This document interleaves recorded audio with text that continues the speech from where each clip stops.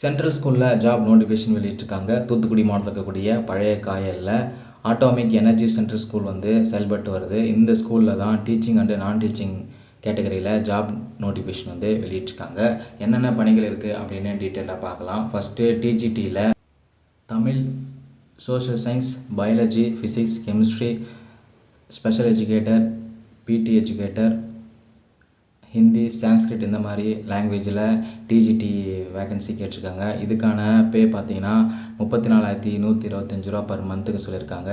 Age limit வந்து 1/4/2026 படி 18லேருந்து 65 வயதுக்குள்ளே அப்படின்னு கேட்டிருக்காங்க. அடுத்து பிஆர்டியில் என்னென்ன சப்ஜெக்ட் இருக்குதுன்னு பார்த்தீங்கன்னா தமிழ் சப்ஜெக்ட் மட்டும்தான் இருக்குது. இதுக்கான மந்த்லி கன்சல்டன்ட் பே வந்து பார்த்திங்கன்னா 27,625 ரூபா.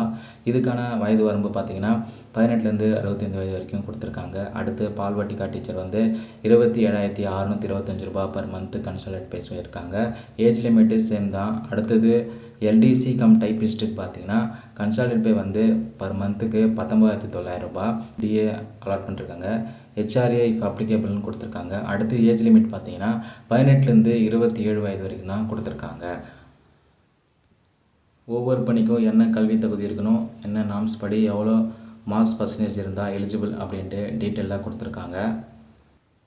இந்த பணிகளுக்கு தகுதியும் விருப்பம் இருக்கவங்க ஸ்கூல் வெப்சைட்டில் அப்ளிகேஷன் ஃபார்மேட் இருக்குது. அதை நீங்கள் பிரிண்ட் எடுத்து உங்களுடைய சர்டிஃபிகேட் ஜெராக்ஸை என்க்ளோஸ் பண்ணி சென்ட் பண்ண சொல்லியிருக்காங்க ஹார்ட் காப்பியாக.